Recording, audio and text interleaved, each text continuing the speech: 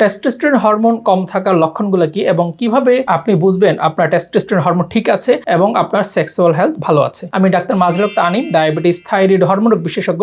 আজকে আমি বলবো মর্নিং ইরেকশন নিয়ে। আমরা অনেক সময় রোগীদের দেখতে পাই, রোগীরা এসে বলে যে আমার যৌন ইচ্ছা আগ্রহ কমে যাচ্ছে বা পুরুষাঙ্গ পর্যাপ্ত পরিমাণে শক্ত হচ্ছে না, যেটাকে আমরা বলি ইরেকটাইল ডিসফাংশন। অনেক সময় রোগীরা বলে যে আমার অন্ডকোষটা ঝুলে যাচ্ছে বা আমাদের পেটের মেদভুঁড়িটা বেড়ে যাচ্ছে বা ব্রেস্টটা একটু বড় হয়ে যাচ্ছে। এই লক্ষণগুলো হচ্ছে টেস্টোস্টেরন হরমোন ঘাটতি থাকার বা কম থাকার লক্ষণ। আপনি কিভাবে বুঝবেন আপনার টেস্টোস্টেরন হরমোন ঠিক আছে? আপনি কিন্তু চাইলে কোনো পরীক্ষা নিরীক্ষা ছাড়াই ঘরোয়াভাবে বুঝতে পারেন যে আপনার টেস্টোস্টেরন হরমোন স্বাভাবিক আছে। আমরা যখন ঘুমাই বা আমরা বলি র্যাম স্লিপ, সেই র্যাম স্লিপে আমাদের শরীরে যে হরমোনাল চেঞ্জ আসে এবং এই সকালের দিকে আমাদের টেস্টোস্টেরন হরমোন শরীরে খুব বেশি পরিমাণে থাকে। তাই দেখবেন সকালের দিকে যাদের আপনার পুরুষাঙ্গ শক্ত হয়, আমরা বলি মর্নিং ইরেকশন, এটি যদি আপনার হয়ে থাকে তাহলে আপনি বুঝবেন আপনার টেস্টোস্টেরন হরমোন মোটামুটি স্বাভাবিক আছে। আর যদি আপনার মর্নিং ইরেকশন না হয় এবং টেস্টোস্টেরন হরমোন কম থাকার যে লক্ষণগুলো আমি বললাম সেগুলো আপনার থাকে, তাহলে আপনি বিশেষজ্ঞ চিকিৎসকের পরামর্শে টেস্টোস্টেরন হরমোন পরীক্ষা করে দেখতে পারেন যে আপনার টেস্টোস্টেরন হরমোন কম আছে কিনা। এবং এছাড়াও বিভিন্ন কারণে আপনার টেস্টোস্টেরন হরমোন কমে যেতে পারে, রাত জাগা, স্ট্রেস, কায়িক পরিশ্রম কম করা, ওজন বেড়ে যাওয়া